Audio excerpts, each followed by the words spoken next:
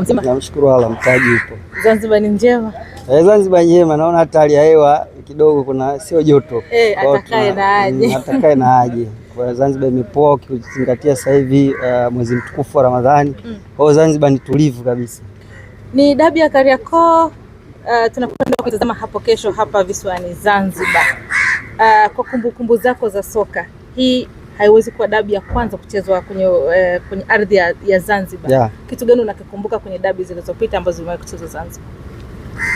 Kwanza ni unajua miaka nyuma ilikuwa Zanzibar pekee ndo mnaweza mkacheza usiku. Kwa hiyo ni nyakati ambazo ulikuwa ukiona unakuja kucheza Zanzibar, una uhakika utacheza wakati hali ya hewa ikiwa imetulia. Kwa hiyo ni kitu kizuri kwa wachezaji kwa sababu jua kuna nguvu kidogo huwa linapunguza kwenye utendaji wa kazi. Kwa hiyo ni mchezo ambao unapigwa sasa hivi. Uzuri hata bara nako kunachezwa usiku, lakini ni mchezo ambao unapigwa usiku, tayari kumetulia.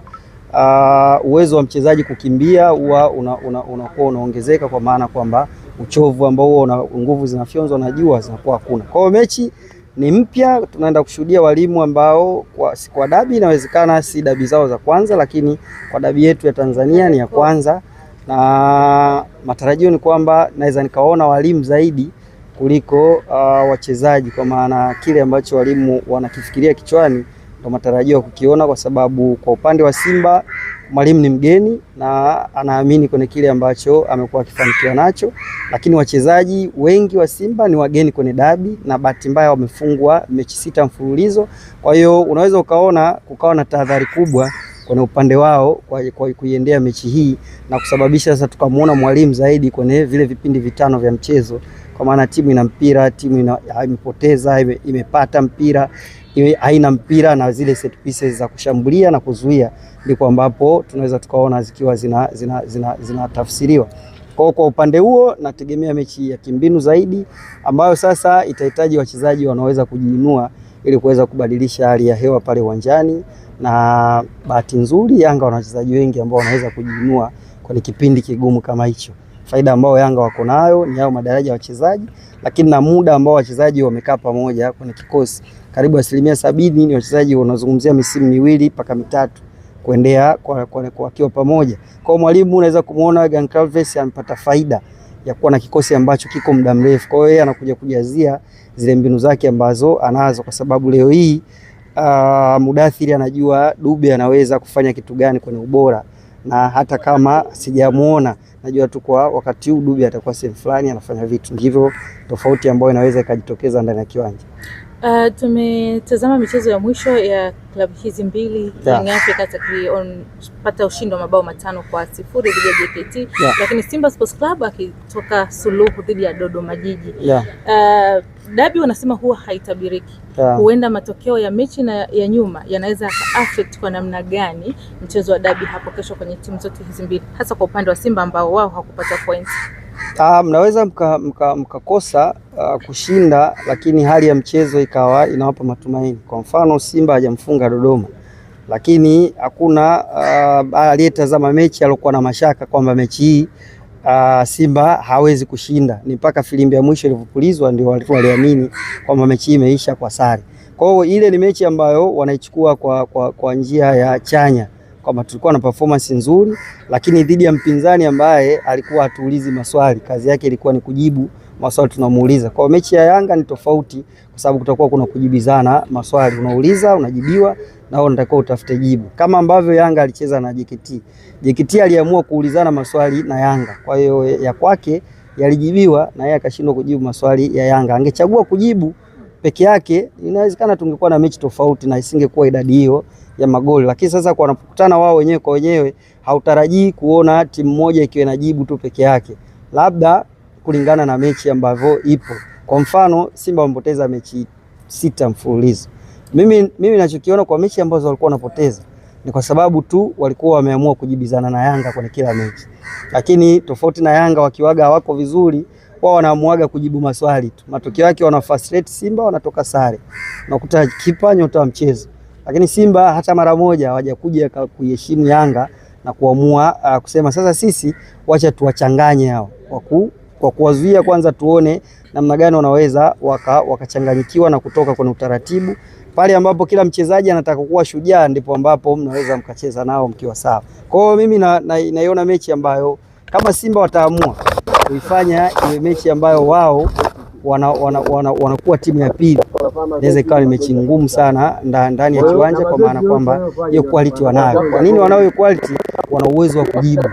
Simba wana kama Anicent Oura, wana Libasi Gye sehemu ya ushambuliaji, lakini hao watu wawili tu wanaweza kutumika kuanza kujibu mashambulizi, na inaweza ikawa ni athari kwa Yanga ambayo ikiwa na mpira Mohamed Hussein anaondoka, kama ni Mwenda anaondoka, kwa hiyo utakuwa unawapata Baka na Jobu kwenye eneo la mwisho ambalo ni kubwa sana kwa watu wawili. Kwenye mchezo wa kesho hasa unaona bato kwenye maeneo gani kwa upande wa timu zote mbili, Yanga na Simba? Kwa namna ambavyo timu zinacheza unaweza ukaona Simba ina uimara zaidi kwenye eneo lao maeneo ya pembeni, kwa maana upande ambao wanacheza Oura ndio upande wa Simba ambao unaonekana huko imara zaidi. Kwa nini? Kwa sababu ya operations za upande huu.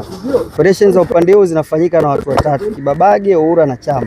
Wamekuwa wakielewana sana, na ndio sehemu nyingi ambazo unaweza kuta asilimia kama sio 50 ya mchezo unacheza upande ule, huku katikati na kwa upande wa Libasi Gye kigawana hiyo 50 baki. Kwa hiyo ni upande ambao unauona utakuwa na vita, kwa sababu ndio upande pia ambao unategemea labda anaweza akawepo Mwenda, ama kama yao wamepona anaweza akawepo, lakini pia upande wa kushoto ni eneo pia ambalo Simba wanategemea kwa Libasi Gye, lakini Kapombe akiwa ameanza, kwa unategemea Mohamed Hussein ataanza kukabana na Kapombe kila wakati, hapo unategemea hilo bato kuwepo. Lakini kama Pacome yuko upande huo, unaona jinsi ambavyo pia kutakuwa na bato. Pacome ana uwezo wa kushambulia na ana uwezo wa kuja kuzuia, kitu ambacho huwa kinamsaidia fullback wake anakuwa hana kazi kubwa, kwa sababu ana uwezo wa kuja kujilinda. Lakini sina takwimu nzuri ya Libasi Gye kwenye kuja kuzuia, sina takwimu nzuri ya Oura kwenye kuja kuzuia. Kwa mashaka yangu eneo hilo ndo ambalo linaweza likatuamulia mchezo. Kiemba, mimi nataka nifahamu kwa kutoka kwako, kwa maana unipe experience kama mchezaji, lakini pia uje ukae upande wa kocha, kwa maana kwa wachezaji labda wa Young Africans ambao timu yao imekuwa favored, imeshinda katika michezo 6 mfululizo, unaenda kukutana na mpinzani kwenye mchezo mkubwa kama huu. Lakini pia na kwa upande wa Simba ambao wachezaji wengi baadhi ni wapya, washapoteza michezo kadhaa, unaenda kukutana, unawashauri waingieje? Kwa sababu inawezekana labda Yanga akawa na confidence kwamba tushamweza huyu, tunaenda kushinda mechi, lakini kwa upande wa Simba na wenyewe inawezekana nao kisaikolojia wakaamini bwana, tunaenda tu kupoteza.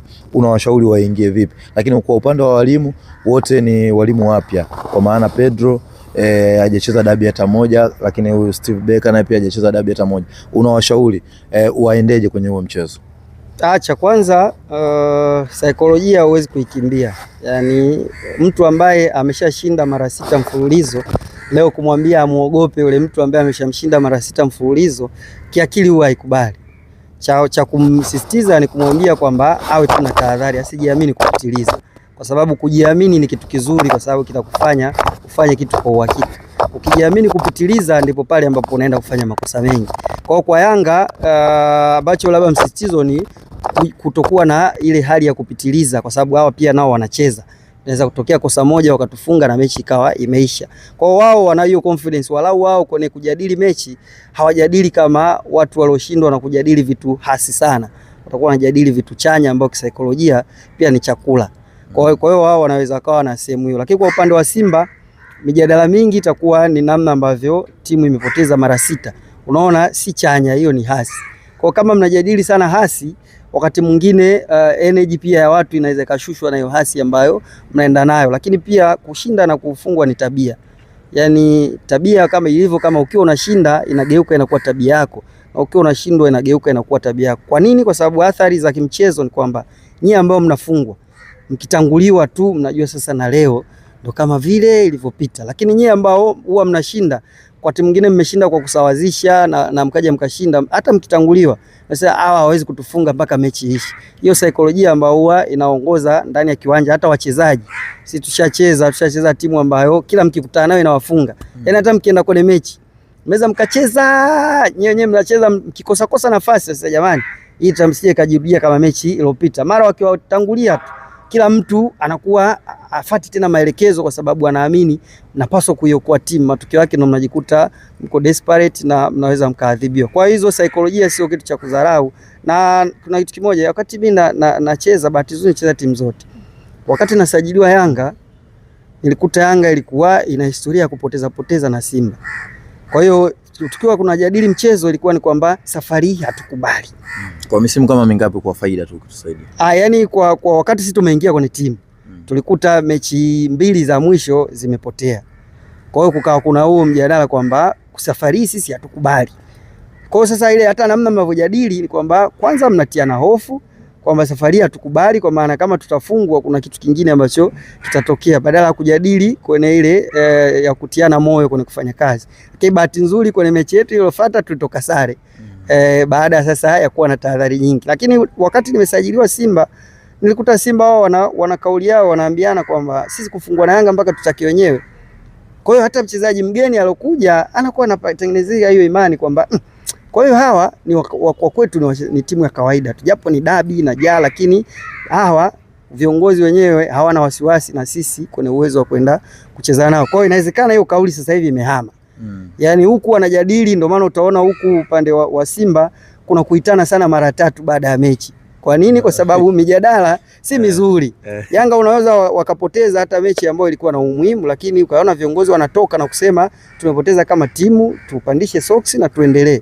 Lakini upande huu kila wakipoteza kuna mchezaji ameuza. Kwa hiyo unaona mijadala sio mizuri. Kwa hiyo wakati mwingine kisaikolojia haijengi kama timu. Kwa hiyo kama mnajadili, inapaswa kujadiliwa kwenye sehemu chanya zaidi kuliko hasi, kuliko kutiana hofu kwenye mchezo.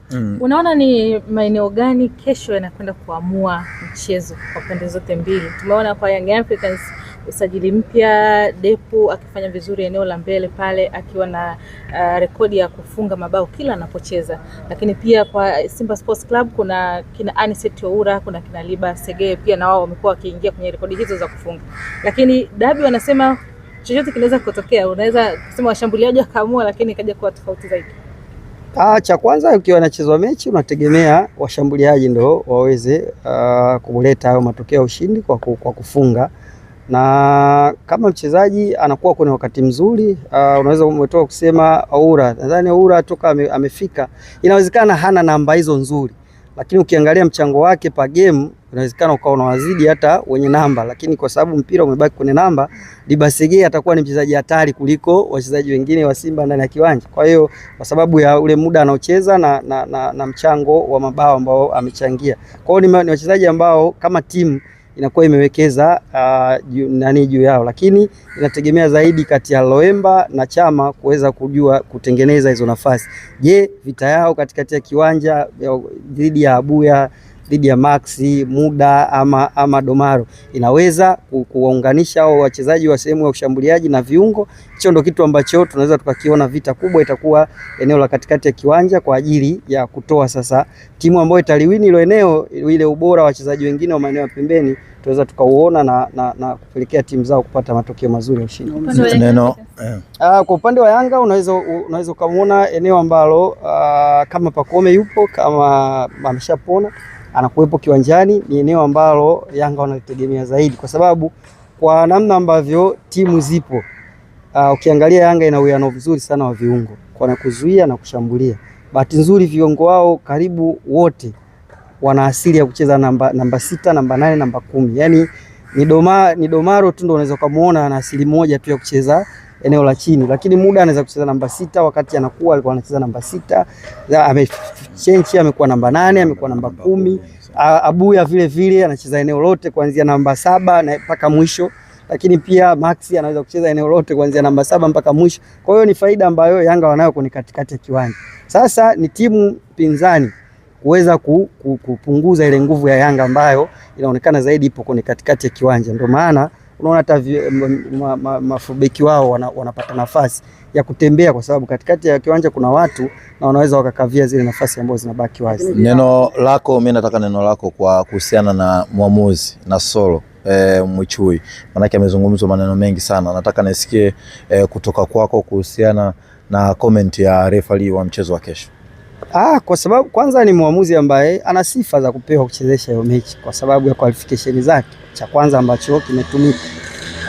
Kwa kuamini hivyo, naamini kwamba hizi comment zinaweza zikatusaidia kupata uamuzi mzuri zaidi kwa sababu ya umakini ambao atakuwa nayo kutaka kuthibitisha kwamba hichi mnachokisema sio kama taaluma ambayo mimi nimeisomea, lakini kurejesha kwa wale ambao wamemwamini, kwa sababu utakumbuka dabi iliyopita ilibidi atoke mwamuzi toka nje kuja kuichezesha.